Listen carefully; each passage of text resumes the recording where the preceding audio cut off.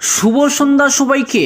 আজ 5 অক্টোবর শনিবার। আজকের সন্ধ্যার বিশেষ বিশেষ খবর হলো পাথারকান্দিকে উপজেলার মর্যাদা, মুখ্যমন্ত্রীর পুজোর উপহার, বললেন মন্ত্রী জয়ন্ত মল্ল বড়ুয়া। আর জেলা সদরে যেতে হবে না, সিডিসি অফিসেই হবে সব কাজকর্ম, বললেন জয়ন্ত মল্ল বড়ুয়া। রামকৃষ্ণনগরে সমজেলা কার্যালয়ের উদ্বোধন।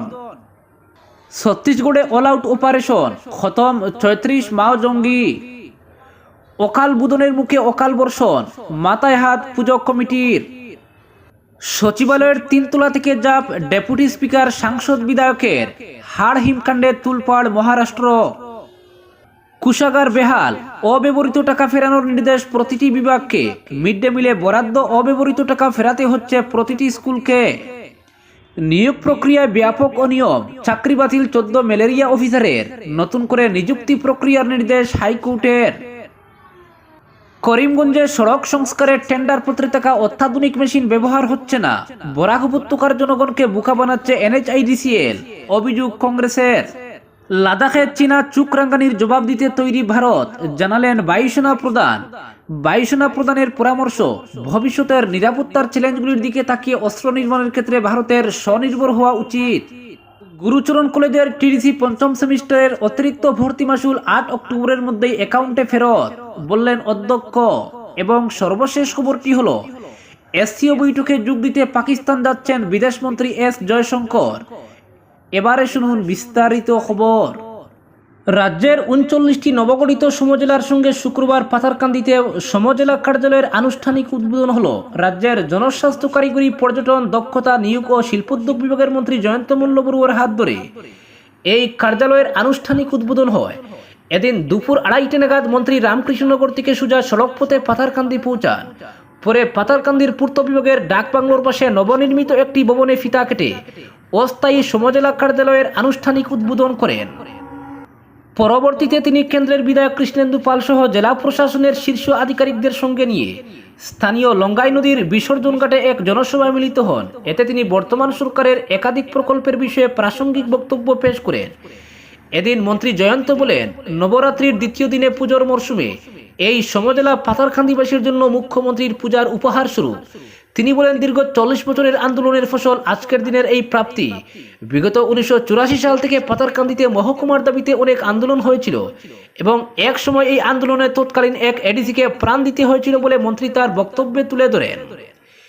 তাই এবার কোনো আন্দোলন ছাড়াই মহকুমা নয়, সোজা সমজেলার মর্যাদা দেওয়া হয় পাথারকান্দিকে। তিনি এই সমজেলা স্থাপনের ফলে বৃহত্তর এই বিধানসভার জনগণকে বিভিন্ন সরকারি কাজকর্মের জন্য আর দীর্ঘ পথ পাড়ি দিয়ে করিমগঞ্জ জেলা সদরে যেতে হবে না বলে উল্লেখ করেন।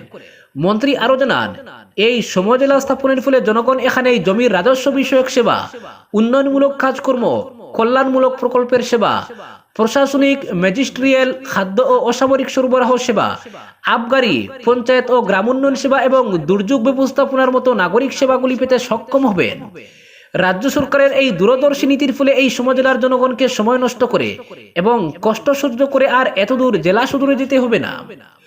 মন্ত্রী বলেন, প্রধানমন্ত্রী নরেন্দ্র মোদীর নেতৃত্বে কেন্দ্রীয় ক্যাবিনেটে বাংলা ও অসমীয়া ভাষাকে ধ্রুপদী ভাষা হিসেবে স্বীকৃতি দিয়েছে, যা আমাদের কাছে অত্যন্ত গর্বের বিষয়।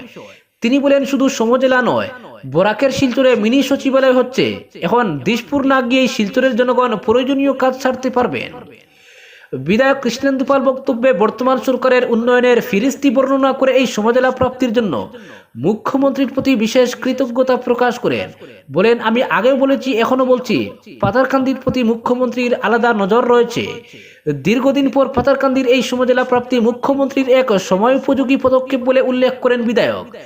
আরো জানান, কিছুদিনের মধ্যে পাথারকান্দিতে কৃষি বিশ্ববিদ্যালয়ের কাজের সূচনা হবে। তিনি বলেন, বর্তমান সরকারের আমলে উন্নয়নের ব্যাপারে কোনো আন্দোলনের প্রয়োজন হয় না। পরবর্তী খবর কি হলো, আর জেলা সদরে যেতে হবে না, সিডিসি অফিসেই হবে সব কাজকর্ম, বললেন জয়ন্ত মল্ল বড়ুয়া। রামকৃষ্ণনগরে সমজেলা কার্যালয়ের উদ্বোধন। রামকৃষ্ণনগর এখন শুধু বিধানসভা কেন্দ্র নয়, এখন থেকে রামকৃষ্ণনগর হেডকোয়ার্টার অর্থাৎ সমজেলা হয়ে গেছে। দুর্গাপূজার প্রাক মুহূর্তে মুখ্যমন্ত্রী, স্থানীয় বিধায়ক ও সাংসদের পক্ষ থেকে রামকৃষ্ণনগরবাসীর জন্য এটা এক বিরাট উপহার। জেলা সদরের সমান কাজ হবে এই সমজেলা কার্যালয়ে। শুক্রবার রামকৃষ্ণনগরের সমজেলার উদ্বোধন করে এ কথাগুলো বলেন জয়ন্ত মল্ল বড়ুয়া। মন্ত্রী আরও বলেন, অস্থায়ী কার্যালয়ের উদ্বোধন হয়েছে, এখন থেকে এই অঞ্চলের জনগণের অধিকাংশ প্রশাসনিক কাজকর্ম এখানেই হয়ে যাবে। দীর্ঘদিন থেকে আসামের অনেক এলাকার জনগণের প্রশাসনিক কাজকর্মের সুবিধার জন্য মহকুমা বা উপজেলার দাবি ছিল। ডক্টর হিমন্ত বিশ্ব শর্মা মুখ্যমন্ত্রীর দায়িত্ব নেওয়ার পর প্রশাসনিক কাজকর্ম জোর থেকে মজবুত করা সহ জনগণের সুবিধার্থে বহু সিদ্ধান্ত গ্রহণ করেছেন। এর মধ্যে এই সমজেলার সিদ্ধান্ত ছিল সবচেয়ে উত্তম। এবার অনেক জায়গায় এই সমজেলা গঠন করা হয়েছে। পরবর্তী খবর কি হলো, নিয়োগ প্রক্রিয়ায় ব্যাপক অনিয়ম, চাকরি বাতিল 14 ম্যালেরিয়া অফিসারের। জেলা ম্যালেরিয়া অফিসার পদে নিয়োগের জন্য প্রকাশ করা বিজ্ঞাপন, নিয়োগ প্রক্রিয়া এবং নিয়োগের তালিকা বাতিল করে দিল হাইকোর্ট। একই সঙ্গে শীঘ্রই সংশ্লিষ্ট পদে নতুন করে নিয়োগ প্রক্রিয়া শুরু করাতে এপিএসসিকে নির্দেশ দিয়েছে গৌহাটি হাইকোর্টের ডিভিশন বেঞ্চ। হাইকোর্টের এই নির্দেশের ফলে নিয়োগপ্রাপ্ত 14 জন ম্যালেরিয়া অফিসারের চাকরিও বাতিল হয়েছে। 2015-16 সালে এপিএসসিতে জেলা ম্যালেরিয়া অফিসার পদে নিয়োগে ব্যাপক কেলেঙ্কারি হয়েছে বলে অভিযোগ তুলে হাইকোর্টে একটি রিট আবেদন দাখিল করা হয়েছিল। তবে ওই আবেদন খারিজ করে দিয়েছিল হাইকোর্টের সিঙ্গল বেঞ্চ। এরপর সিঙ্গল বেঞ্চের ওই রায়কে চ্যালেঞ্জ জানিয়ে হাইকোর্টে আপিল করা হয়েছিল। বৃহস্পতিবার হাইকোর্টের প্রধান বিচারপতি বিজয় বিষ্ণয় এবং বিচারপতি ইউকে নায়ারের ডিভিশন বেঞ্চে মামলাটির শুনানি হয়। সরকারের পক্ষ থেকে আদালতকে জানানো হয়, 8 বছর আগে জেলা ম্যালেরিয়া অফিসারের পদে 14 জনকে নিয়োগের জন্য তালিকা বানানো হয়েছিল, তবে এখন পর্যন্ত তাদের চাকরি দেওয়া হয়নি। সব দিক খতিয়ে দেখার পর এবং যাবতীয় শুনানির শেষে জেলা ম্যালেরিয়া অফিসার পদে নিয়োগের জন্য প্রকাশ করা বিজ্ঞাপন, নিয়োগ প্রক্রিয়া এবং নিয়োগের তালিকা বাতিল করে দিল হাইকোর্ট। পাশাপাশি শীঘ্রই সংশ্লিষ্ট পদে নতুন করে নিয়োগ প্রক্রিয়া করতে এপিএসসিকে নির্দেশ দিয়েছে হাইকোর্টের ডিভিশন বেঞ্চ। উল্লেখ্য, এপিএসসির মাধ্যমে জেলা ম্যালেরিয়া অফিসার পদে নিয়োগের জন্য 2012 সালের 15 ডিসেম্বর বিজ্ঞাপন দেওয়া হয়েছিল। 2015-16 সালে এপিএসসির নিয়োগ প্রক্রিয়ায় 14 জন জেলা ম্যালেরিয়া অফিসার নিয়োগ প্রক্রিয়ায় ব্যাপক কেলেঙ্কারি হয়েছে বলে অভিযোগ। যোগ্যতা থাকা প্রার্থীদের বঞ্চিত করা হয়েছে বলে অভিযোগ। এই নিয়োগ প্রক্রিয়াকে চ্যালেঞ্জ জানিয়ে 2017 সালে শেহনাজ বেগম নামে এক বঞ্চিত প্রার্থী হাইকোর্টে রিট আবেদন দাখিল করেছিলেন। হাইকোর্টের সিঙ্গল বেঞ্চ মামলাটির শুনানি গ্রহণ করে 2018 সালের 25 সেপ্টেম্বর রায় দিয়ে তার আবেদন খারিজ করে দেয়। এরপর সিঙ্গল বেঞ্চের ওই রায়কে চ্যালেঞ্জ জানিয়ে তিনি 2019 সালে ডিভিশন বেঞ্চে আপিল করেন। পরবর্তী খবরটি হলো, টিডিসি পঞ্চম সেমিস্টারের অতিরিক্ত ভর্তি মাসুল 8 অক্টোবরের মধ্যেই অ্যাকাউন্টে ফেরত, বললেন অধ্যক্ষ। গুরুচরণ কলেজের টিডিসি পঞ্চম সেমিস্টারের ভর্তি মাসুল নিয়ে সমস্যা এখনও কাটেনি। এবছরের ভর্তি হওয়া ছাত্রদের কাছ থেকে কর্তৃপক্ষের আদায় করা 5,460 টাকা নিয়ে প্রতিবাদে সোচ্চার হয়েছিল এনএসইউআর জিসি কলেজ ইউনিট। এক্ষেত্রে ছাত্রদের রেহাই দেওয়ার ক্ষেত্রে লিখিতভাবে আবেদনও জানিয়েছিলেন তারা। ছাত্রদের আবেদনের ভিত্তিতে 4,060 টাকা গ্রহণের সিদ্ধান্ত ঘোষণা করেন কর্তৃপক্ষ। অতি সত্বর বাকি টাকা ফিরিয়ে দেওয়ার কথা জানালেও আজ 1 মাসের বেশি হলো সেক্ষেত্রে কোনো ব্যবস্থা নেওয়া হয়নি। বিষয়টির গুরুত্ব বিবেচনা করে শুক্রবার এনএসইউআই জিসি কলেজ ইউনিটের পক্ষ থেকে কলেজ অধ্যক্ষ ডক্টর বিভাস দেবের হাতে একটি স্মারকপত্র তুলে দেওয়া হয়। জবাবে কলেজ অধ্যক্ষ এক্ষেত্রে কর্তৃপক্ষের গাফিলতির কথা স্বীকার করেছেন। তিনি বলেছেন, ভর্তি হওয়া ছাত্রদের অবশিষ্ট অর্থ আগামী 8 অক্টোবরের মধ্যে ব্যাংক অ্যাকাউন্টে ট্রান্সফার করা হবে।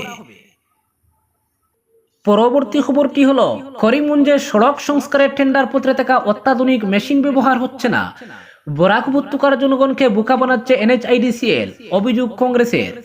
বরাকের জনগণকে বোকা বানিয়ে জাতীয় সড়ক মেরামতির কাজ চালিয়ে যাচ্ছে রাজ্যের বাইরের নির্মাণ সংস্থা। বরাকের রাস্তাঘাটের অবস্থা শোচনীয় হয়ে পড়েছে। মুখ্যমন্ত্রী হিমন্ত বিশ্ব শর্মা বরাক সফরে এসে কাছাড় এবং করিমগঞ্জের রাস্তাগুলো সংস্কার হবে বলে জানিয়েছিলেন। সেই অনুসারে মালিডহর থেকে বদরপুর পর্যন্ত 28.115 এবং করিমগঞ্জ থেকে সুতারকান্দি পর্যন্ত 14.064 কিলোমিটার রাস্তা সংস্কারের বরাত পায় জন্ডু কনস্ট্রাকশন প্রাইভেট লিমিটেড এবং গুজরা কনস্ট্রাকশন কোম্পানি। 14,79,07,574 টাকা 14 পয়সা। করিমগঞ্জ থেকে সুতারকান্দি রাস্তা মেরামতির জন্য 7,78,75,587 টাকা 22 পয়সা মঞ্জুর করা হয়। মালিডহর থেকে বদরপুর রাস্তা সংস্কারের জন্য নির্দিষ্ট কোম্পানি সরকারের ধার্য টাকার চাইতে 22.26% কম টাকায় রাস্তা মেরামতি করতে পারবে বলে বরাত লাভ করে অনুরূপভাবে করিমগঞ্জ থেকে সুতারকান্দি পর্যন্ত 14 কিলোমিটার অংশের ঠিকা লাভ করতে 16.20% কম টাকায় জাতীয় সড়ক মেরামতির কাজ করতে পারবে বলে দরপত্র জমা দেয় গুজরা কনস্ট্রাকশন কোম্পানি। দরপত্র জমা দেওয়ার ক্ষেত্রে নির্মাণ সংস্থার কাছে কি কি সামগ্রী থাকতে হবে তা ন্যাশনাল হাইওয়ে ইনফ্রাস্ট্রাকচার ডেভেলপমেন্ট লিমিটেডের তরফ থেকে জানানো হয়। যেসব কোম্পানির কাছে ফেনোমেটিক টাইপ রুলার কিংবা base type hot mixture plant, sensor paper, vibrator roller সহ অন্যান্য অত্যাধুনিক সামগ্রী থাকবে না, তারা দরপত্র জমা দিতে পারবে না। National highway infrastructure development limited এ ধরনের দরপত্র দেখে শুধু বরাক কেন, আসামের বিভিন্ন কোম্পানি দরপত্র জমা দিতে পারেনি বলে নির্ভরযোগ্য সূত্রে প্রকাশ। আসামের স্থানীয় কন্ট্রাক্টরদের কাছে একদিকে যেমন অত্যাধুনিক সামগ্রীর অভাব, ঠিক সেভাবে 16 কিংবা 20% কমে টেন্ডার জমা দেওয়া সম্ভব হয়নি বলে বহির্বরাকের নির্মাণ সংস্থা কাজের বরাত পায়। কিছু কিছু জায়গায় নির্মাণ সংস্থা জাতীয় সড়ক মেরামতির কাজে হাত দেয়, কিন্তু সেই কাজ অতি নিম্নমানের হচ্ছে বলে অভিযোগ। করিমগঞ্জ জেলা এনএসিওয়াই আহ্বায়ক শুভজিৎ চক্রবর্তী বলেন, উন্নত মানের সামগ্রী না থাকায় বরাক উপত্যকার ঠিকাদাররা যেখানে কাজের বরাত পাননি সেখানে বিভাগীয় কর্তৃপক্ষের সঙ্গে মিত্রতা করে ফেনোমেটিক টাইপ রুলার কিংবা বেজ টাইপ হট মিক্সচার প্ল্যান্টের ব্যবহার না করে গর্তের মধ্যে নুড়ি পাথর দেওয়া হচ্ছে, যা সম্পূর্ণ অবৈজ্ঞানিক, এমনকি টেন্ডারের শর্ত বিরোধী বলে আখ্যায়িত করেন। National highway infrastructure development company limited নিশ্চয় বিশেষ কারণে রুলার কিংবা প্ল্যান্ট ব্যবহার করতে বলেছিল। ফেনোমেটিক রুলারের বিশেষত্ব হচ্ছে গর্তে যখন পাথরগুলো ফেলা হবে তখন সেগুলো একটির সঙ্গে অপরটি খাপ খাইয়ে বসবে, অর্থাৎ ভালো কম্প্রেশন হবে। ঠিক সেভাবে প্ল্যান্টেরও বিশেষত্ব রয়েছে। বরাক উপত্যকার কোনো জায়গায় নির্মাণ সংস্থা দুটি base type hot mixture plant বসিয়েছে তা দেখাতে বলেন করিমগঞ্জের এনএসিওয়াই আহ্বায়ক। সেক্ষেত্রে তদারকি সংস্থার যোগসাজশ রয়েছে বলে অভিযোগ করেন শুভদীপ চক্রবর্তী। তা না হলে টেন্ডার পড়তে যেখানে মেশিন থাকতে হবে কিন্তু বাস্তবিক করতে তার ব্যবহার হচ্ছে না কেন, তিনি অভিযোগ করে বলেন, সম্পূর্ণ অবৈধভাবে রাতের অন্ধকারে যথেচ্ছভাবে কাজ চালিয়ে যাচ্ছে নির্মাণ সংস্থা। এ নিয়ে কিছুদিনের মধ্যে কংগ্রেস বৃহত্তর আন্দোলন গড়ে তুলবে। মালিডহর থেকে বদরপুর, করিমগঞ্জ থেকে সুতারকান্দি রাস্তা 12 মাসের মেনটেন্যান্স থাকবে বলে দরপত্রে উল্লেখ ছিল। করিমগঞ্জ জেলা কংগ্রেস সভাপতি রজত চক্রবর্তী এ নিয়ে অভিযোগ উত্থাপন করে বলেন, বরাকের জনগণকে বোকা বানাচ্ছে নির্মাণ সংস্থা। মুখ্যমন্ত্রী করিমগঞ্জে এসে পুজোর আগে সড়কের সংস্কার হবে বলে জানিয়েছিলেন, কিন্তু বহু ক্ষেত্রে তার বাস্তবায়ন দেখা যাচ্ছে না। করিমগঞ্জ শহরের বিভিন্ন জায়গায় গর্ত হয়ে পড়ে আছে কিন্তু সংস্কার হচ্ছে না। কোনো কোনো জায়গার কাজ শুরু হলে তা অতি নিম্নমানের, ছোট পাথর দিয়ে গর্ত ভরাট হচ্ছে, আবার পরদিন সেগুলো সরে যাচ্ছে। তিনি অভিযোগ করে বলেন, শুধুমাত্র মুনাফা লাভের জন্য রাস্তা সংস্কারকে বেছে নেওয়া হয়েছে। অপরদিকে লাদাখে চীনের চোখ রাঙানির জবাব দিতে তৈরি ভারতীয় সেনাবাহিনী, এই দাবি করলেন ভারতীয় বায়ুসেনার নতুন প্রধান এপি সিং। শুক্রবার এক সাংবাদিক বৈঠকে এয়ার মার্শাল সিং জানান, চীনের সঙ্গে ভারতের বিবাদ বহুদিনের, তবে লাল ফুজকে সবক শেখাতে পুরোপুরি প্রস্তুত সেনাবাহিনী। একই সঙ্গে তার পরামর্শ, ভবিষ্যতের নিরাপত্তার চ্যালেঞ্জগুলির দিকে তাকিয়ে অস্ত্র নির্মাণের ক্ষেত্রে ভারতের স্বনির্ভর হওয়া উচিত। প্রসঙ্গত, গালওয়ানের সংঘর্ষের পর থেকেই চীনের সঙ্গে ভারতের সম্পর্কে বরফ জমেছে। অরুণাচল সীমান্ত নিয়েও দেখা দিয়েছে বিরোধ। এমন পরিস্থিতিতেই চীনকে উদ্দেশ্য করে কড়া বার্তা দিলেন বায়ুসেনা প্রধান। এদিন সাংবাদিক বৈঠকে এপি সিং আরও বলেন, 2047-এর মধ্যে ভারতের সম্পূর্ণ নিজস্ব উৎপাদিত অস্ত্র ভান্ডার গড়ে তোলা উচিত। একই সঙ্গে তিনি জানান, ভারতকে 3টি S-400 মিসাইল পাঠিয়েছে বন্ধু রাশিয়া। আগামী বছরের মধ্যে আরও 2টি ইউনিটও পাঠানো হবে। বালাকুটের এয়ার স্ট্রাইকের উদাহরণ টেনে বায়ুসেনা প্রধান বলেন, শত্রুকে গড়ে ঢুকে মারাতেও এখন পিছপা হয় না ভারত।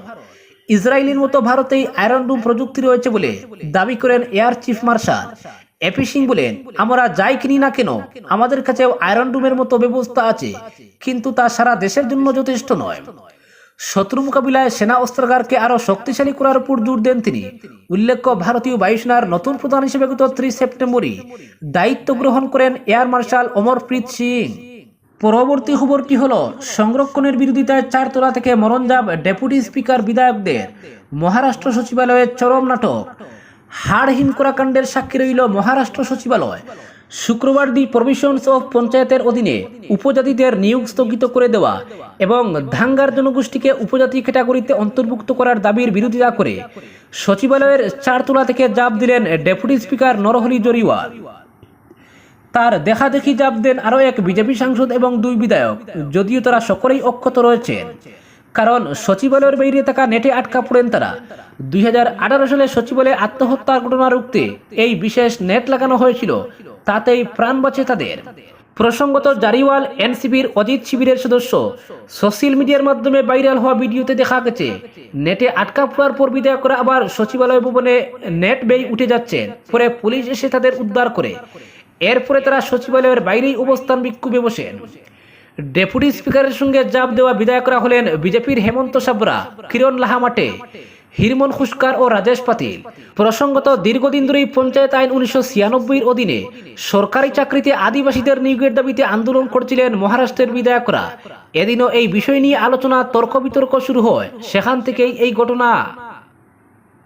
পরবর্তী খবরটি হলো সাংহাই কোঅপারেশন অর্গানাইজেশন অর্থাৎ এসসিও বৈঠকে যোগ দিতে চলতি মাসেই পাকিস্তান সফরে যাচ্ছেন বিদেশমন্ত্রী এস জয়শঙ্কর। আগামী 15-16 অক্টোবর ইসলামাবাদ সফর করবেন তিনি। শুক্রবার বিদেশ মন্ত্রক এই তথ্য জানিয়েছে। প্রসঙ্গত ভারতীয় বিদেশমন্ত্রী হিসেবে শেষবার সুষমা স্বরাজ 2015 সালে পাকিস্তান সফর করেছিলেন। বিদেশমন্ত্রী হিসেবে এটাই জয়শঙ্করের প্রথম পাকিস্তান সফর। এদিন বিদেশ মন্ত্রকের মুখপাত্র রণদীপ জয়সওয়াল জানান, এসসিও বৈঠকে যোগ দিতে জয়শঙ্করের নেতৃত্বে ভারতীয় প্রতিনিধি দল ইসলামাবাদ সফর করবে।